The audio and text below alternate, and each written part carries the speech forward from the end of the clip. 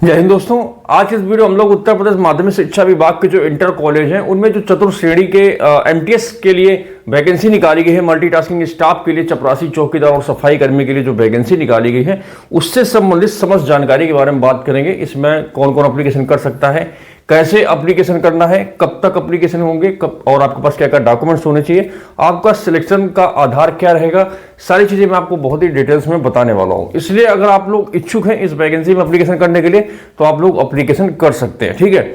और ये जो वैकेंसी है मतलब आपकी मेरिट बेस पे रहेगी, इसमें आपको कोई रिटर्न परीक्षा वगैरह नहीं होगा। इसमें आपका जो सिलेक्शन है मेरिट के आधार पर होगा, ठीक है। इसमें आपका अप्लाई करने का कोई भी शुल्क वगैरह या कोई फीस नहीं लगेगी, ठीक है। तो अगर अब आप इच्छुक हैं इस वैकेंसी में एप्लीकेशन करने के लिए तो आप लोग इस वीडियो को पूरा देख सकते हैं और चीज़ों को समझ सकते हैं। उसके बाद अगर आपको चीज़ें समझ में आ जाए तो आप लोग एप्लीकेशन कर सकते हैं, ठीक है।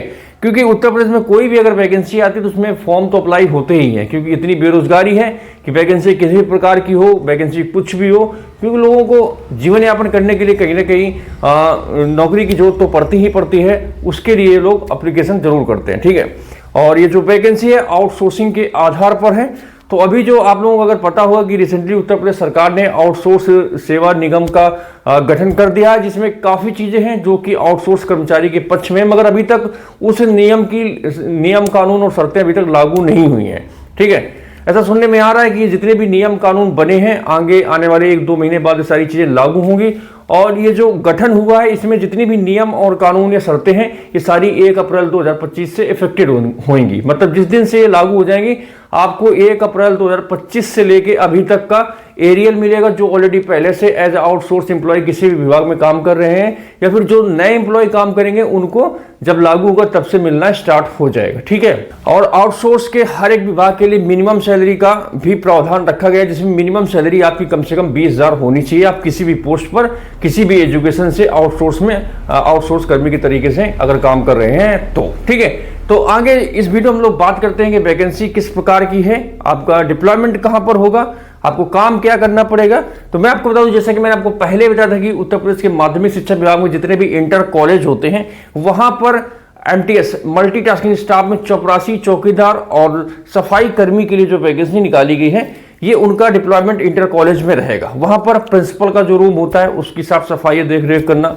प्रयोगशाला होती है, पुस्तकालय होता है, उनकी साफ सफाई देख रेख करना, ठीक है। तो मतलब अगर आपका सिलेक्शन होता है तो आपको इंटर कॉलेज जितने भी विद्यालय हैं आपको वहां पर काम करना पड़ेगा। मतलब आपको विद्यालय की साफ सफाई, सुरक्षा वगैरह सब कुछ करना पड़ेगा, ठीक है। इस चीज को ध्यान रखना। अगर आप लोग इस तरीके से मेंटली प्रिपेयर तो ही आप लोग इसमें एप्लीकेशन कर सकते हैं।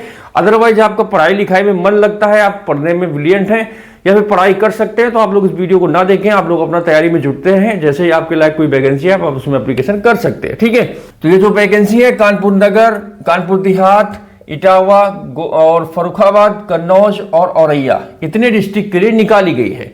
इसमें उत्तर प्रदेश के ऑल डिस्ट्रिक्ट कैंडिडेट्स एप्लीकेशन कर सकते हैं, मगर शर्त इसमें यह है कि इसमें सिलेक्शन में जो सेम डिस्ट्रिक्ट का मतलब जो स्थानीय निवासी होगा उसको प्राथमिकता पहले दी जाएगी, ठीक है। इस चीज को ध्यान रखना। मतलब जो लोकल कैंडिडेट्स होगा और जितना लोकल, जैसे एक लोकल होता है डिस्ट्रिक्ट से लेकर लोकल हो गया, एक हो गया तहसील से लोकल, एक होगा गांव से लोकल। मतलब जहां पे इंटर कॉलेज अगर उसी के अगर बगल कोई कैंडिडेट अप्लीकेशन करता है तो उसमें आपका सिलेक्शन जल्दी होगा, मतलब उनको प्रायोरिटी दी जाएगी।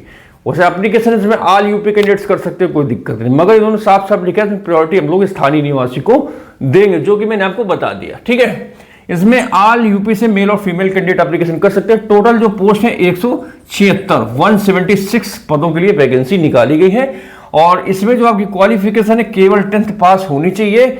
इसमें आपको कोई भी एक्सपीरियंस नहीं लगेगा, मतलब फ्रेशर कैंडिडेट्स इसमें एप्लीकेशन कर सकते हैं। और ये जो आपकी ड्यूटी होगी राजकीय विद्यालय जो कि इंटर कॉलेज होते हैं उसमें आपका ड्यूटी रहेगा। बात करें इसमें 18 से 40 साल एज का क्राइटेरिया रखा गया है जो कैंडिडेट इसमें एप्लीकेशन करना चाहते हैं, ठीक है। अगर रिलैक्सेशन की बात करें एज पर गवर्नमेंट रूल, इसमें ओबीसी कैंडिडेट को 3 साल और SC ST को 5 साल की छूट अलग से दी जाएगी। तो ओबीसी कैंडिडेट 43 साल तक, SC ST में 45 साल तक एप्लीकेशन कर सकते हैं। इसमें जो आपका सिलेक्शन का आधार रहेगा वो आपकी मेरिट रहेगी। मेरिट है मतलब आपके जो 10th के नंबर है उसके आधार पर आपका सिलेक्शन होगा। मगर एक चीज और ध्यान रखना, इसमें मेरिट आपकी केवल 10th के नंबर के हिसाब से नहीं बनती है, ठीक है। मेरिट बनाने में इस प्रकार की जितनी भी आउटसोर्स वैकेंसी होती है उसमें कई मानक काम करते हैं। जैसे कि पहला, आपके 10th में कितने % नंबर है, ठीक है। आपका मतलब कौन सी कैटेगरी में आते हैं, ओबीसी, एससी, एसटी या गरीबी रेखा के नीचे वाले, तो जितने भी इसमें गरीबी रेखा के नीचे वाले होंगे उनको इसमें प्रायोरिटी पहले दी जाएगी, ठीक है। उसके बाद स्थानीय निवासी या फिर दूर का निवासी, जो मतलब जहां पे आपका जॉब लोकेशन है वहां के कितने पास के कैंडिडेट है उसको भी इसमें काउंट किया जाता है, क्योंकि इसमें सैलरी कम होती है तो वो स्थानीय निवासी को चुनते हैं जिससे वो लोग अपना काम भी कर सके और उनको थोड़ा बहुत बच भी सके। और उसके बाद कहीं आप तलाकशुदा, विधवा या फिर समाज से बहिष्कृत तो नहीं है ना। इन सभी चीजों को काउंट करने के बाद ही फाइनल मेरिट तैयार की जाती है, उसके बाद इसमें आपका सिलेक्शन होता है। यही कारण होता है कि एक कैंडिडेट के 95% नंबर होते हैं उसका सिलेक्शन नहीं होता, मगर दूसरे के 70% नंबर होते हैं उसका सिलेक्शन हो जाता है, ठीक है। तो जो मेरिट का आधार होता है मैंने आपको बता दिया। बाकी एप्लीकेशन मोड की बात करें तो इसमें आप ऑनलाइन माध्यम से एप्लीकेशन कर सकते हैं, इसमें ऑफलाइन माध्यम से कोई फॉर्म स्वीकार नहीं किया जाएगा। और इसमें आपके जो फॉर्म है 21 अक्टूबर से स्टार्ट हो जाएंगे, मतलब 21 अक्टूबर से स्टार्ट हो जाएंगे और 6 नवंबर तक इसमें आपके फॉर्म भरे जाएंगे। अब बात आती है कि आपके पास कौन कौन से डॉक्यूमेंट्स होने चाहिए, ठीक है। डॉक्यूमेंट्स इसमें आपका 10th का मार्कशीट सर्टिफिकेट होना चाहिए, ठीक है। आधार कार्ड आपके पास होना चाहिए, पैन कार्ड होना चाहिए, बैंक डिटेल आपके पास होना चाहिए, जाति प्रमाण पत्र आपका उत्तर प्रदेश सरकार का होना चाहिए, निवास प्रमाण पत्र आपका उत्तर प्रदेश सरकार का होना चाहिए और 10 रुपए का नॉन जुडिशियल स्टाम्प पेपर होना चाहिए, जो कि आपको नोटरी जिसको बोलते हैं, ये आप अपने कचहरी से ले सकते हैं।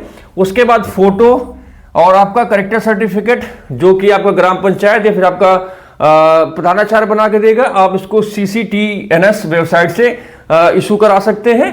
और आपका मेडिकल सर्टिफिकेट, आपका जो CMO है, सरकारी हॉस्पिटल का जो CMO होता है, ठीक है, वही आपका मेडिकल सर्टिफिकेट देगा। इतने डॉक्यूमेंट की जरूरत आपको जब ज्वाइनिंग के लिए बुलाया जाएगा तब आपकी पड़ने वाली है, ठीक है। और जॉब टाइप की बात करें, मैंने आपको पहले बता दिया था कि ये आउटसोर्सिंग जॉब है, थर्ड पार्टी जॉब है।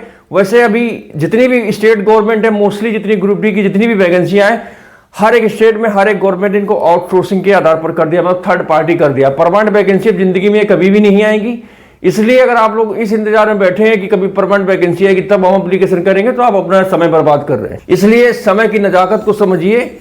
अगर आपने तैयारी नहीं करी है तो अब आपको यही नौकरी करना पड़ेगा, इसके अलावा आपके पास कोई दूसरा ऑप्शन नहीं है। या तो फिर आप अपना मन लगा के पढ़ाई कीजिए, तैयारी कीजिए, अपना सरकारी नौकरी में लगिए। अगर आप सोच रहे ग्रुप डी में अगर लग जाए परमानेंट, तो अब ये भूल जाइए, अभी नहीं होगा। आपकी कोई भी गवर्नमेंट आए, कोई भी सरकार आए, किसी भी स्टेट के रहने वाले हो, अब आउटसोर्सिंग पे ही ग्रुप डी की नौकरी आपको करना पड़ेगा, किसी भी स्टेट के रहने वाले हो, ठीक है।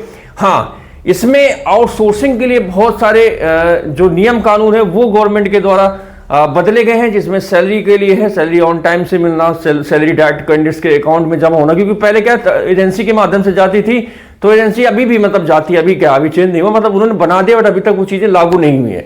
अभी क्या है, वो एजेंसी के माध्यम से सैलरी आती है, वो कई बार 2-3 दिन में सैलरी नहीं देते हैं, कट करके देते हैं, है ना। एम्प्लॉय का मतलब कहीं ना कहीं शोषण होता है। बहुत सारी चीजें हैं जो कि जिनका मतलब सुधार करना जरूरी है, जिससे एम्प्लॉय कहीं ना कहीं थोड़ा जॉब करने में खुश रहें। क्योंकि अभी तक जितना भी आउटसोर्स तबका है वो कहीं ना कहीं परेशान है, चाहे वो एजेंसी के माध्यम से हो या फिर अपनी योजनाओं से या फिर सैलरी के कटाव से, या फिर बहुत सारी चीजें जिससे आउटसोर्स कर्मी कहीं ना कहीं परेशान है, ठीक है।